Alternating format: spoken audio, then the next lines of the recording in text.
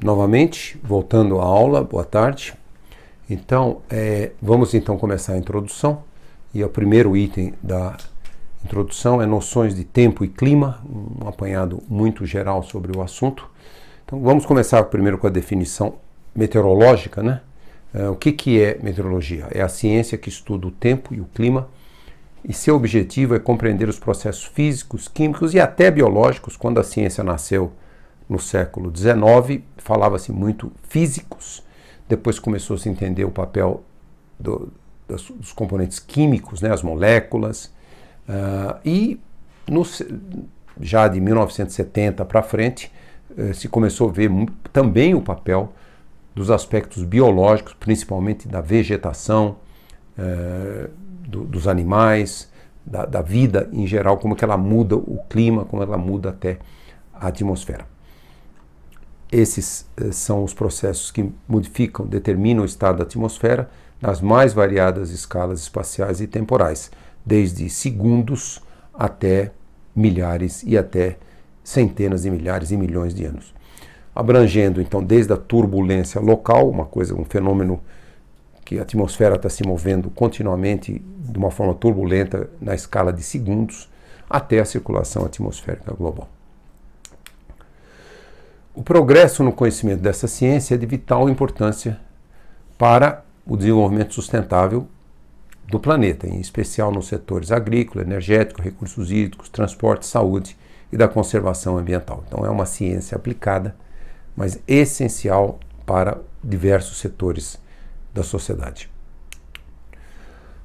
Uma das definições de tempo, vamos dizer assim, qual a diferença de tempo e clima? Então, tempo é o conjunto de condições atmosféricas e fenômenos meteorológicos que afetam a biosfera e a superfície terrestre em um dado momento e local.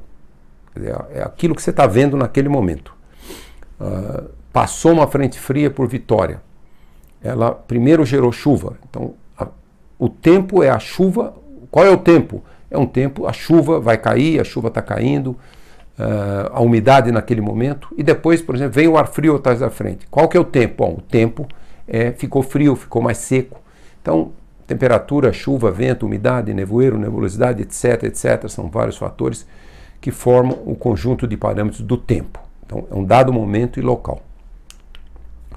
Clima, por outro lado, constitui o estado médio e o comportamento estatístico da variabilidade dos parâmetros do tempo, a temperatura, a chuva, o vento, etc., etc.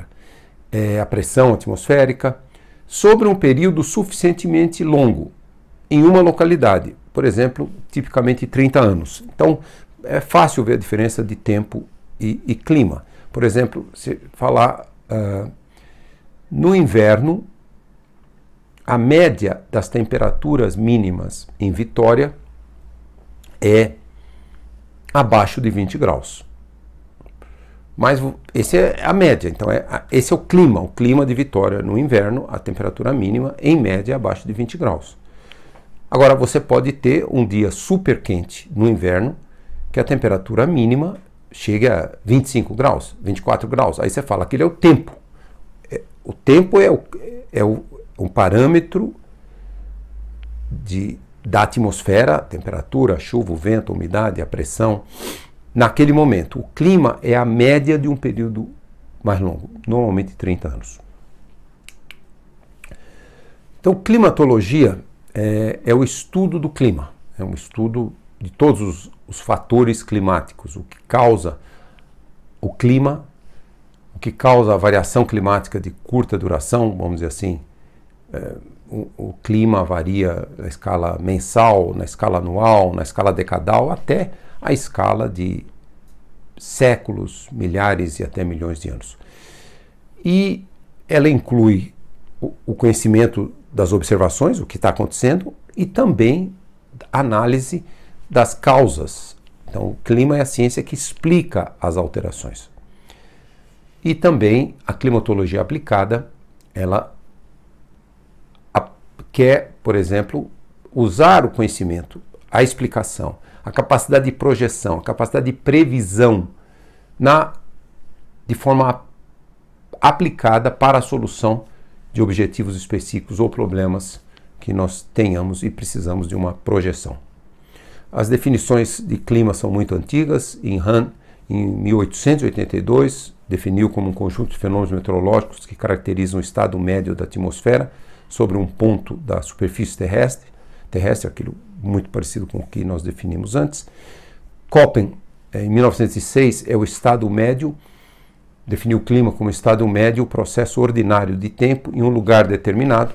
Quando ele fala o processo ordinário de tempo, é um processo como se o tempo seguisse essa tendência lenta do clima em um lugar determinado, tendo em conta que o tempo muda, porém o clima se mantém constante. Quer dizer, se você pegar a temperatura média, por exemplo, de Vitória, em 30 anos, no verão, no inverno, de um ano para outro você vai ver uma pequena variação. Varia de um ano para outro, mas muito pequena. Já se você olhar o tempo, um dia a temperatura média pode ser, por exemplo, no verão, 30 graus, aí entra uma frente fria, essa temperatura média cai para 22 graus. Então, essa é uma diferença clara de tempo e clima. E essa definição de Köppen considera implicitamente o dinamismo das situações atmosféricas, como que uma frente fria, por exemplo, a dinâmica, como que ela traz um ar mais frio, como que ela provoca chuvas, isso é considerado também. Porque, por exemplo, como você tem muitas frentes frias entrando no verão, na época chuvosa, elas auxiliam a chuva, então essa dinâmica, a frente fria é da dinâmica atmosférica, ela ajuda a constituir o clima. Qual seria o aspecto climático? As chuvas no verão são muito maiores que as chuvas no inverno. E Sorre, em 1934, define como um ambiente atmosférico constituído pela série de estados da atmosfera em um determinado lugar e sua sucessão habitual, é o que você espera. Por exemplo, temperaturas mais altas no verão, temperaturas mais baixas no inverno, mais chuva no verão, mais seco no inverno. Isso para o Espírito Santo. Definição admite que tais estados atmosféricos viriam com o tempo e com um certo ritmo. Por exemplo, você tem mais chuva no verão, promovido pelas frentes frias, que são variações do tempo. Mas a sequência de frentes frias no verão cria o aspecto climático. Chuvas no verão são maiores que chuvas no inverno. Eu vou usar aqui um pouquinho uma gentileza do professor Tércio Ambrise, do Departamento de Ciências Atmosféricas da USP, que uma introdução de uma aula, uma excelente introdução sobre o clima geral da Terra. Então, essa última parte da parte 1 da introdução, do capítulo da introdução a esse curso, eu estou emprestando, já agradecendo para o professor Tércio Ambrise mais uma vez. O clima geral da Terra, da matéria na USP chamada Climatologia 1. Definições. Mudanças rápidas no estado da atmosfera constituem o que chamamos tempo. Né? Nós já definimos isso. Características médias no estado da atmosfera constituem o que chamamos de clima. Clima é o que se espera, tempo é o que se tem. Em outras palavras, você espera mais chuva no verão aí em Vitória. Mas você pode ter uma situação meteorológica que nós chamamos de um bloqueio atmosférico que impede durante 15 dias as chuvas. Esse é o tempo. Tempo é o que você está observando. Clima é o que você espera na média. O clima, né? O clima afeta diversos aspectos da vida. Por exemplo, o tipo de moradia e vestuário. Se nós moramos num lugar muito quente, talvez nós, se tivermos poder econômico, vamos colocar um ar condicionado. Se moramos num lugar extremamente frio, um aquecimento. O vestuário, quando vai se aproximando da estação de verão, nós podemos comprar roupas mais apropriadas para o verão, outras no inverno apropriadas para o inverno. A paisagem, logicamente a paisagem, principalmente o tipo de vegetação, é totalmente dependente do clima. Mata Atlântica, floresta tropical, no Espírito Santo, na Amazônia, é totalmente diferente, por exemplo, de uma floresta boreal ou de uma região sem chuva, que tem uma vegetação desértica, uma estepe savânica, ou se você tem chuva, mas uma estação seca muito longa, você vai ter uma paisagem de cerrado. Então, logicamente, o clima é que determina esses aspectos. O tipo de agricultura, né? Agricultura tropical versus agricultura de regiões mais frias, por exemplo, para a produção de maçã, pera, você precisa ter um certo número de dias de frio. E as sensações pessoais e culturais, né? Nós vamos ver que países tropicais, por exemplo, têm uma expressão cultural na música que é diferente de expressões culturais de países muito frios. E as próprias sensações pessoais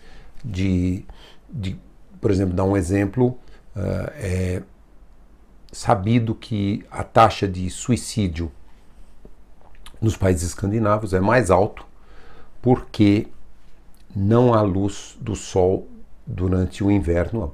O número de horas de luz solar são algumas horas por dia no pico da época de inverno, e a falta de luz solar é um indutor de suicídios. Então, até mesmo um comportamento sociológico tem a ver com o padrão climático. Quer dizer, no inverno de altas latitudes, o número de horas do sol é muito pequeno. Então, esse é um aspecto do clima.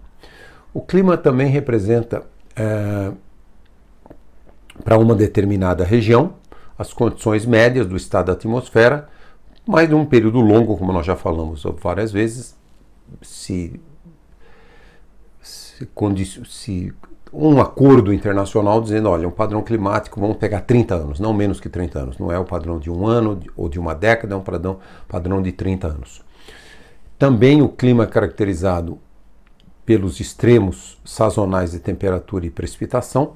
Quer dizer, você, como eu mencionei antes, você tem as chuvas no verão no Espírito Santo. Então você tem, no verão você tem um certo padrão de temperatura máxima, diferente do inverno. No inverno é mais seco. Então essas variações sazonais desses extremos também caracterizam o clima, e a frequência e duração dos extremos. Por exemplo, você tem quantas vezes um fenômeno que traz muitas chuvas ao Espírito Santo, como essas de janeiro, como aquelas de dezembro de 2013, que causam inúmeras inundações, são causados por um fenômeno atmosférico das circulações atmosféricas, que é chamado Zona de Convergência do Atlântico Sul. Então, o clima caracteriza quantas zonas de convergência do Atlântico Sul nós temos em média de novembro a março, quais são os extremos, quantas muito fortes nós temos. Então, o clima caracteriza também essa estatística de extremos. E também o clima tem a ver com uma escala espacial, né? O tamanho de uma região. Por exemplo, se nós temos um fator climático muito local, muito próximo do solo, por exemplo, uma escala muito pequena, nós chamamos microclima. Então, por exemplo, vamos dizer, floresta tropical, Mata Atlântica. Se você olhar o clima em cima do dossel é 1.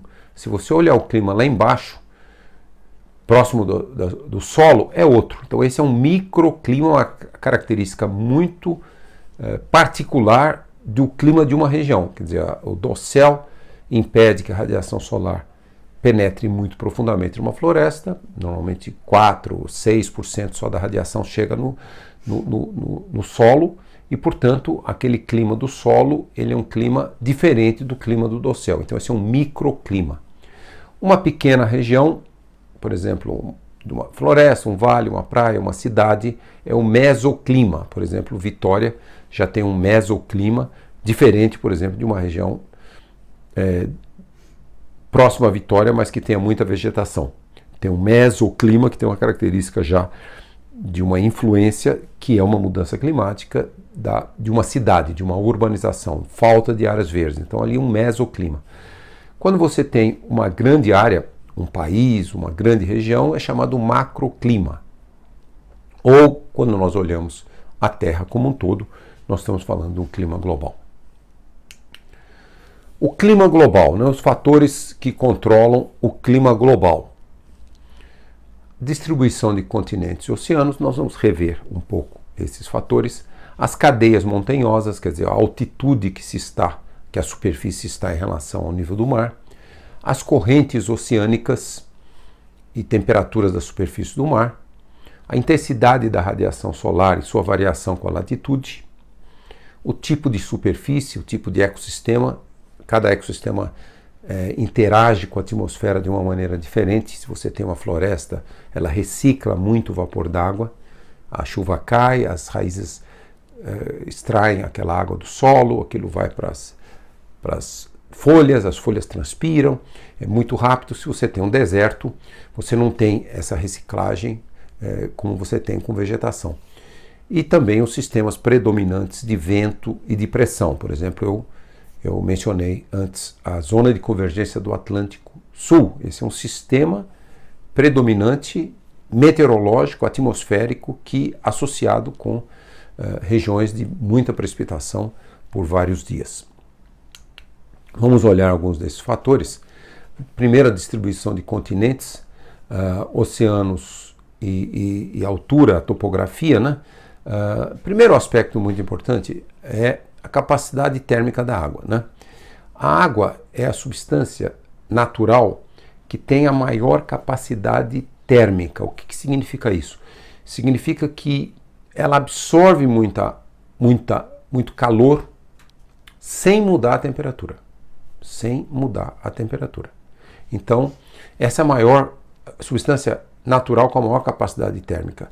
É muito maior que do solo. Então, por exemplo, se você tem a mesma quantidade de radiação solar chegando no solo do que você tem chegando na água, a temperatura do solo varia muito mais e a temperatura da água varia muito menos.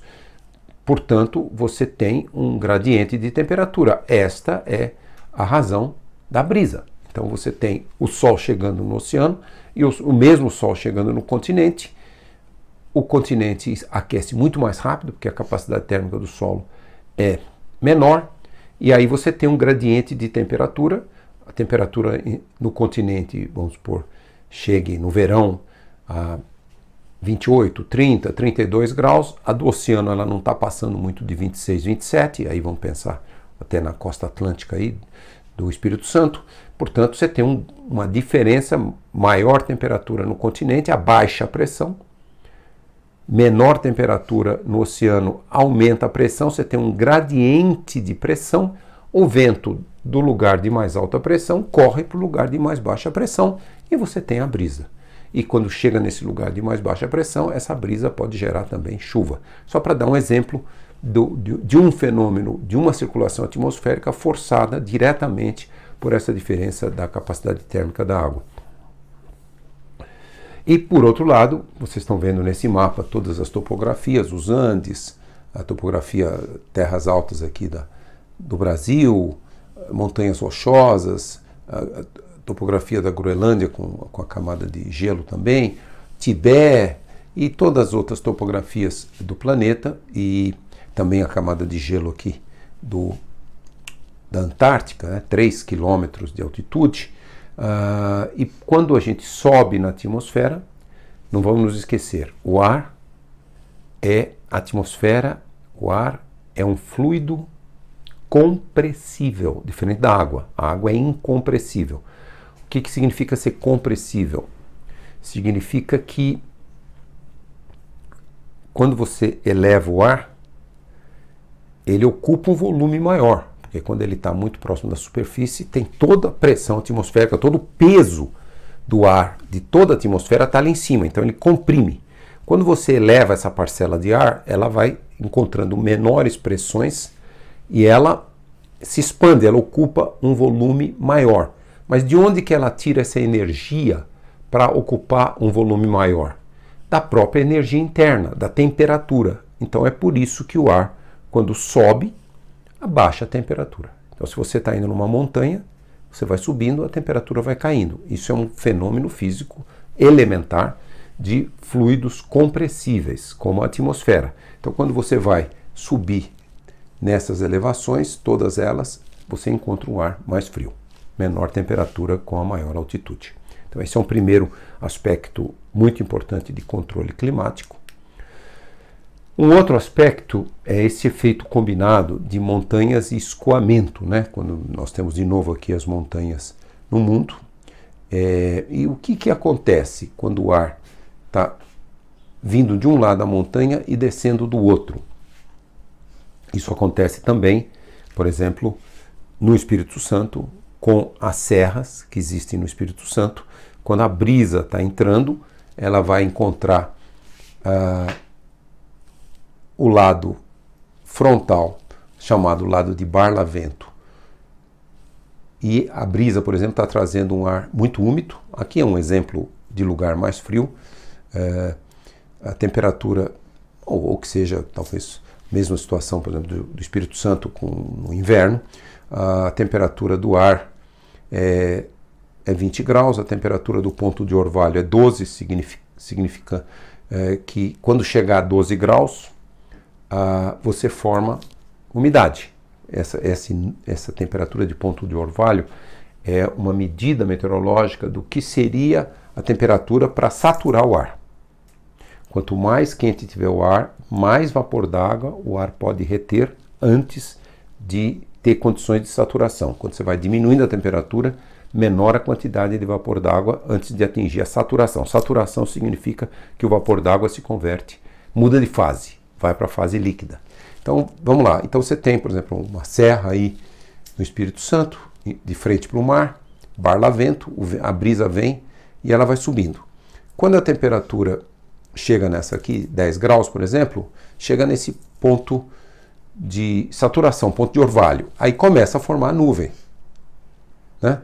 Começa a formar nuvem e a umidade vai ficando aqui e vai chovendo desse lado. Então, a temperatura aqui é 4 graus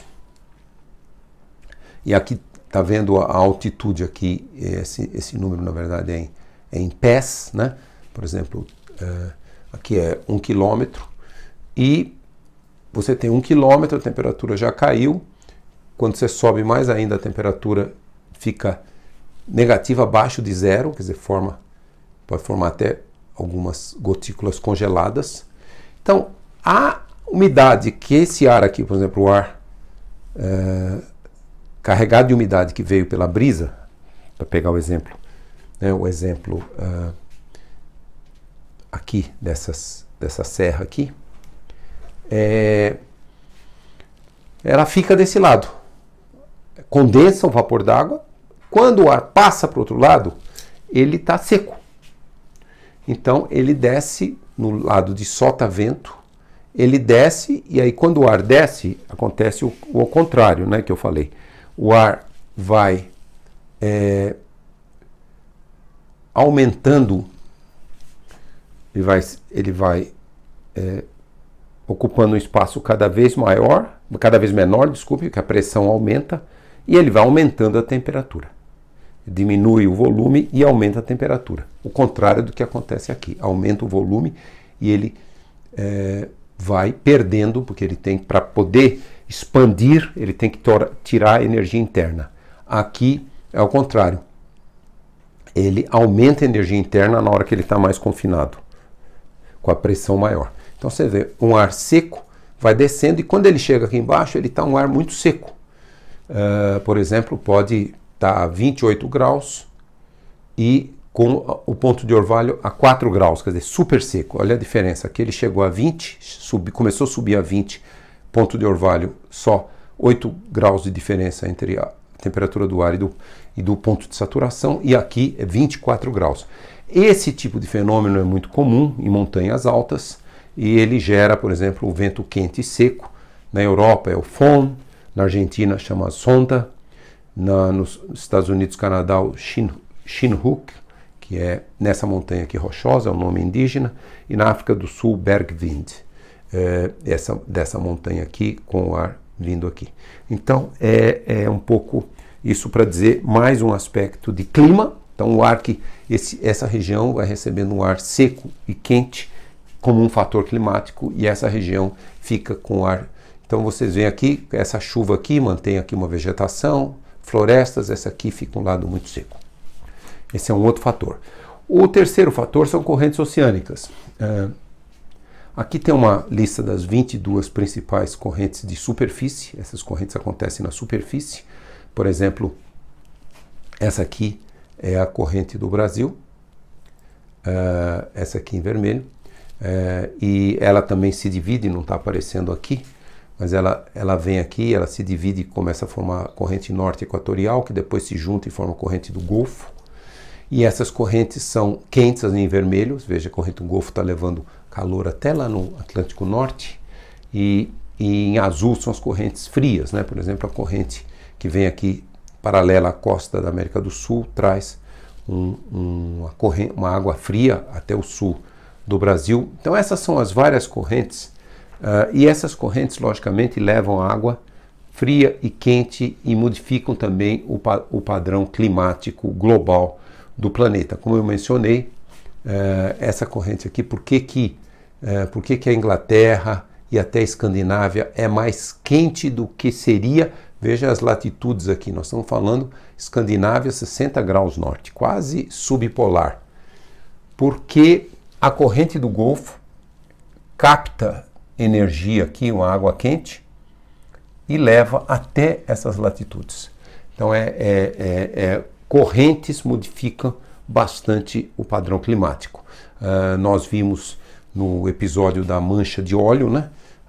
O óleo talvez no Nordeste o ano passado foi derramado por algum lugar por aqui, aí ele pegou essa corrente aqui, mas ela se subdivide, e aqui não está marcado a flechinha, mas ela se subdivide. Então as manchas de óleo, uma parte veio para o sul e uma parte foi para o norte. Então é isso mostrando o papel de uma corrente no sentido de modificar como um fator climático. Essa aqui vocês estão vendo a anomalia aqui, uma animação da anomalia, quantos graus aqui, ó, quanto mais vermelho, mais quente, quanto mais azul, mais frio, anomalia relacionado com uma região do fenômeno El Niño, né? Essa região aqui é uma região onde a gente vê bem o fenômeno El Niño. Quando vocês estão vendo ali, ficar super vermelho ali, tem um El Niño. Quer ver? Vamos ver.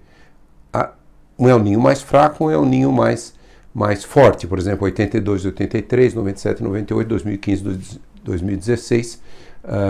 Depois, quando fica mais azul ali, é o Laninha, o fenômeno oposto, mostrando a variação da temperatura da superfície do mar. Vamos esperar até aqui o último mega El Niño muito forte, 2015 e 2016, vamos prestar atenção aqui para ver esse mega El Niño que aconteceu. Muito azul ali, Laninha, muito vermelho, El Niño, e aqui vocês estão vendo 82, 83, 97, 98, e presta atenção que vai aparecer agora 2015 e 2016, claramente agora presta atenção, vai ficando, olha, super vermelho, um mega El Niño, até meados de 2016, e mega laninhas também. Então é isso para mostrar enorme variação associada com fenômenos atmosféricos. El Niño e Laninha são fenômenos que se devem ao acoplamento da atmosfera com o oceano. E a temperatura da superfície do mar, ela tem muito a ver também com furacões. Vocês estão vendo aqui uma climatologia em relação a quanto foi a anomalia da temperatura, que azul menos 3 graus e vermelho e roxo mais 3 graus. Vocês veem esse aqui, 29 de agosto de 2019, muito quente essa região e muito favorável à formação de furacões. Então vocês estão vendo essa anomalia e a formação de um furacão em começo de setembro. Isso aqui é final de agosto e vejam o furacão formando nesta região aqui muito quente. Anomalias na temperatura, quanto mais quente tiver a água aqui do Caribe e de outras regiões que formam furacões ou tufões, mais poderoso, mais forte é o furacão, mostrando mais um impacto do aumento da temperatura. Isso aqui é um efeito desse furacão. E também vamos ver que o eixo de rotação da Terra, né, a Terra está rodando, esse eixo de rotação tem 23 graus e meio, essa inclinação aqui. Vamos dizer assim, o Equador, põe uma linha aqui, esse ângulo aqui, 23 graus e meio. Portanto, quando a Terra está rodando, numa época do ano, esse lado, o hemisfério norte, está mais próximo do Sol, quando dá a volta no planeta, esse lado está mais próximo do Sol. Então, nós temos uma variação da radiação solar com o tempo. E também a região tropical, ela recebe mais radiação solar, recebe o ano todo. Então, o que nós vamos ver aqui? Isso aqui é a radiação solar recebida pela superfície num ano. E aqui tem as latitudes, hemisfério norte, hemisfério sul. Veja que até 33 graus, mais ou menos, recebe mais radiação do que perde. Recebe em vermelho, perde em azul, quer dizer, o que se irradia. E aqui, de 33 até o polo, nos dois hemisférios, nós temos, se recebe menos radiação do que se perde. Então, obviamente, qualquer um de nós, olhando essa curva, o que você conclui? O que os oceanos, as correntes oceânicas e os ventos na atmosfera têm que fazer? Lógico, você não pode ficar a vida inteira, senão os trópicos ficariam incrivelmente quentes e o resto ficaria incrivelmente frio. Essa diferença, esse gradiente de que tem mais calor que vem da radiação solar nos trópicos do que nas latitudes médias e altas, significa o quê? Correntes oceânicas. Correntes oceânicas. Vamos voltar um pouquinho aqui. Aqui, correntes oceânicas que levam a água mais quente aqui, para cá, para cá, para cá e para cá. Então, isso é correntes oceânicas e também, se a gente olha um furacão muito forte, ele também pega uma quantidade muito grande de ar quente que vem aqui e joga esse ar para cima e para outros lugares, e também ele usa muito o calor. Ele abaixa a temperatura do oceano. Por quê? Você tem um oceano muito quente aqui, essa água toda que está nas nuvens vem da evaporação do oceano. Quando o oceano evapora, ele esfria. Então, um furacão é um mecanismo que a atmosfera, vamos dizer assim, criou para também retirar esse excesso de calor que tem nos trópicos. São mecanismos de equilíbrio. E também, e o balanço global de energia, isso aí nós vamos ver com muito mais detalhes, já na segunda parte do capítulo 1, o efeito estufa. E eu menciono aqui muito rapidamente o balanço global de energia da atmosfera e dos oceanos. Então, por exemplo, se a gente tem 100% de radiação solar chegando, o que acontece? Desce 100%, 51% é absorvido na superfície. Isso que aquece a superfície, aquece o continente, aquece o oceano. Dessa radiação aqui, uma parte, 30%, é refletida. Refletida na superfície, refletida nas nuvens, refletida pela atmosfera. E 19% é absorvida. As moléculas absorvem um pouquinho, não muito, e as nuvens absorvem mais. Então, mas de qualquer modo, mais da metade do que chega lá no topo da atmosfera aquece. Aí como que a atmosfera encontra o equilíbrio com isso aqui que aquece? Quer dizer, ela tem que perder isso aqui, senão a atmosfera e a superfície aquecendo para sempre.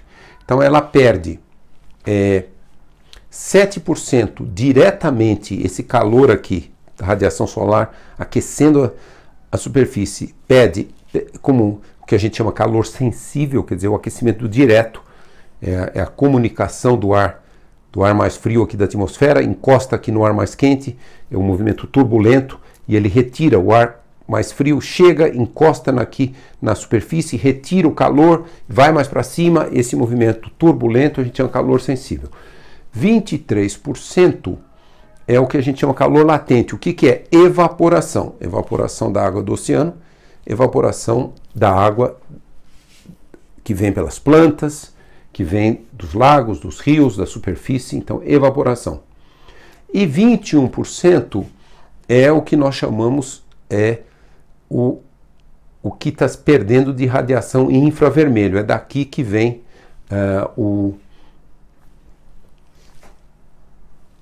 isso aqui perde da superfície, está perdendo por radiação. 45% do que perde aqui é absorvido na atmosfera, e aqui que vem o efeito estufa, eu vou falar um pouquinho. Então, vocês veem aqui o balanço de energia. 100% de radiação solar entra na atmosfera, 30% é refletida. Então, dos que 100% que entra, 70% ficam no sistema, e depois 70% entra como radiação solar, que a gente chama onda curta, e depois sai como radiação térmica onda longa, 70%. Para poder ter o balanço é isso. E então, disso tudo aqui, quer dizer, a evaporação, por exemplo, ela perde energia aqui, depois, quando condensa nas nuvens, você joga essa energia aqui dentro, na condensação, ela aquece a atmosfera. E a atmosfera vai perdendo radiação térmica para cima, de tal modo que exatamente o que esse sistema absorve, depois a atmosfera perde para manter o balanço térmico. Uma outra maneira de ver isso, que nós vamos voltar e ver esse gráfico várias vezes, aqui em vez de percentual, aqui tem os valores mesmo. O que chega lá no topo é 342 watts por metro quadrado. É o que vem do Sol e que chega em média no nosso planeta. Então isso aqui vem 67 watts por metro quadrado é absorvido na atmosfera. Radiação diretamente absorvida na atmosfera, tanto pela atmosfera quanto pelas nuvens. Aí isso aqui vem 77 watts por metro quadrado é refletido e 30 watts por metro quadrado é refletido pela superfície. Então vejam que as nuvens refletem mais que o dobro da superfície. Quer dizer, as nuvens são que controlam o que nós chamamos o albedo, né? O albedo é a refletividade, elas controlam muito mais que a superfície. Então 77 mais 30, 107.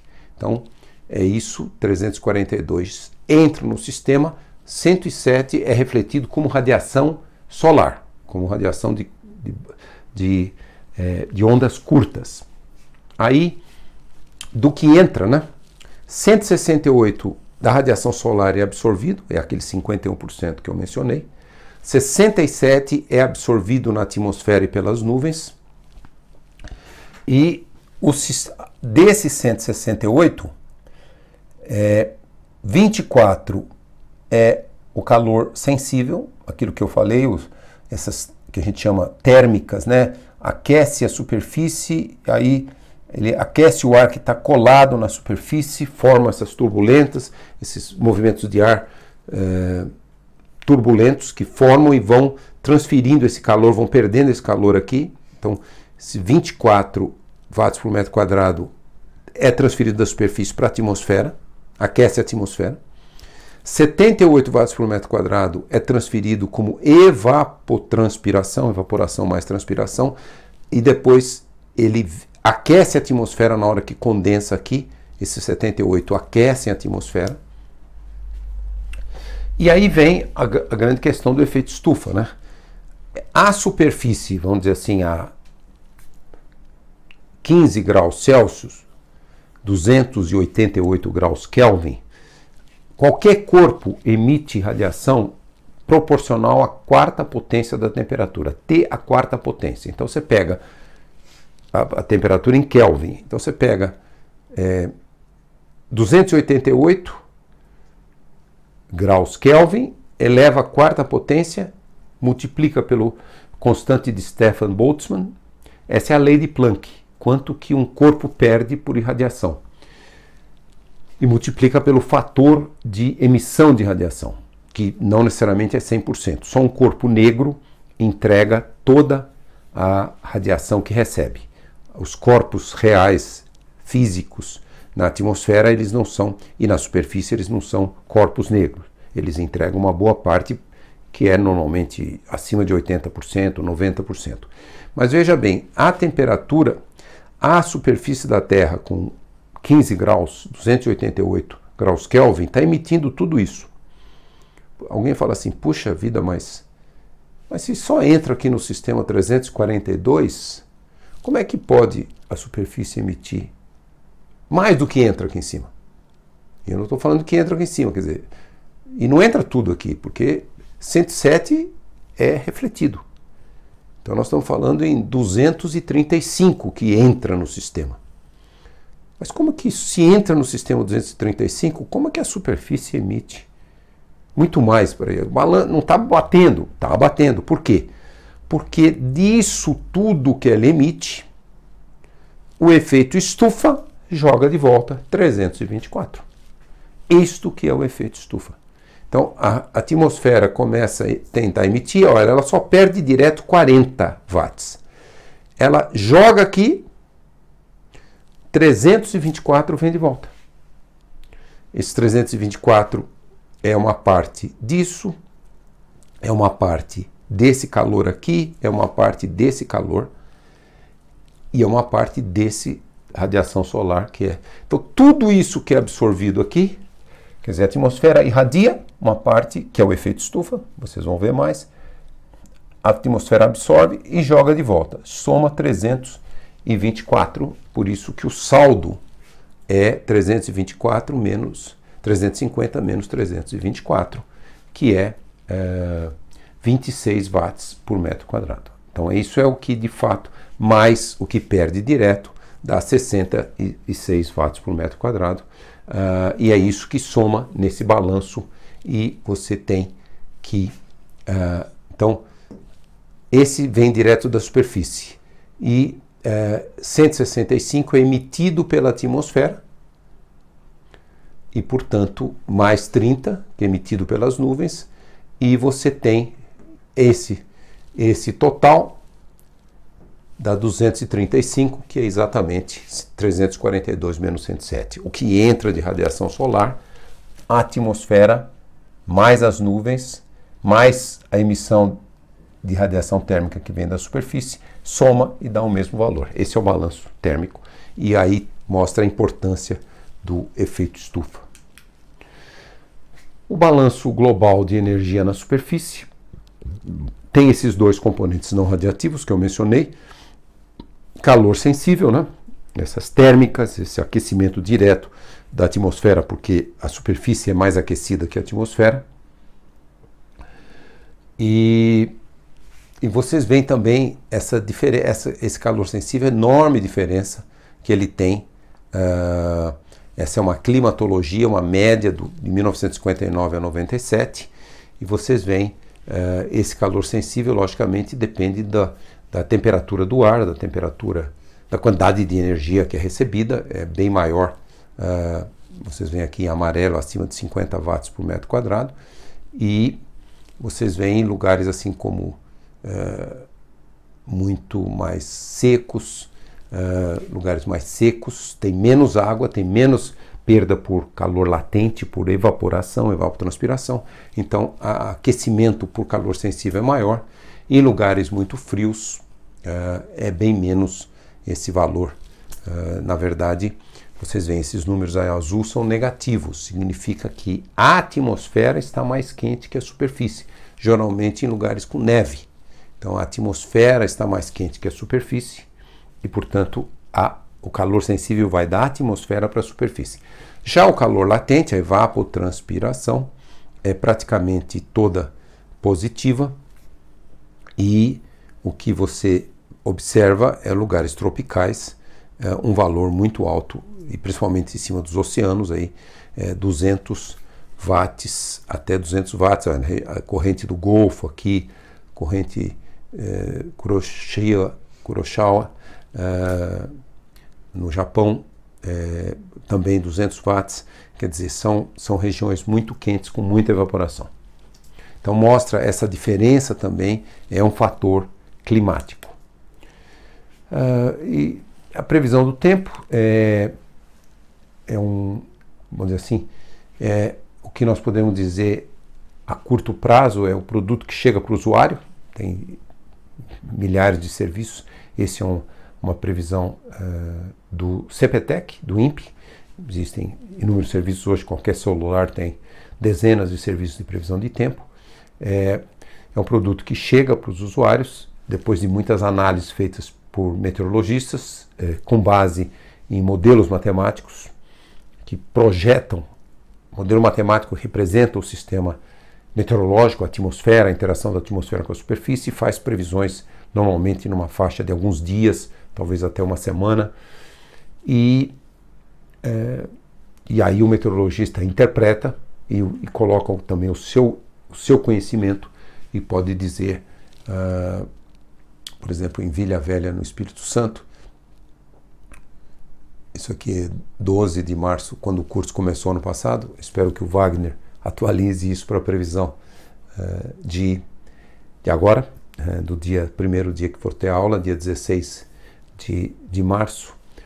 Previsão para amanhã, para tarde e para a noite, nuvens, à tarde chuva, à noite um pouco de chuva, temperatura máxima 36, muito quente, um ano atrás, temperatura mínima 25, probabilidade de chuva 30%, índice de ultravioleta 12, um índice alto, e ultravioleta é muito importante. A radiação ultravioleta, ela tem um impacto muito severo na saúde, e então, quando o índice é alto, as pessoas têm que se proteger, não ficar ao sol, e se for ao sol, usar protetor, usar chapéu, usar manga comprida, e se for na praia, usar protetor solar de alto valor, 50, 60, 70, porque a radiação ultravioleta, obviamente, tem muita relação com vários tipos de doenças, inclusive com câncer de pele. E aí vem depois a previsão diária para os vários dias. Tem a previsão climática. Isso aqui é uma tendência climática de 3 meses, ela é muito forte quando tem, esse aqui é fevereiro de 2019, quando tem um fenômeno El Niño ou um fenômeno Laninha. Tinha um começo de um El Niño ano passado, então a tendência é chuvas, por exemplo, de El Niño, chuvas mais no sul e seca em partes da Amazônia, do Nordeste. Isso são previsões de 3 meses. Essa foi válida para março, abril e maio de 2019. Espero que também o Wagner atualize isso para esse ano. E cenários de mudanças climáticas para olhar a questão de longo prazo, né? Nós estamos falando aqui de o que poderia acontecer. Então esse é um cenário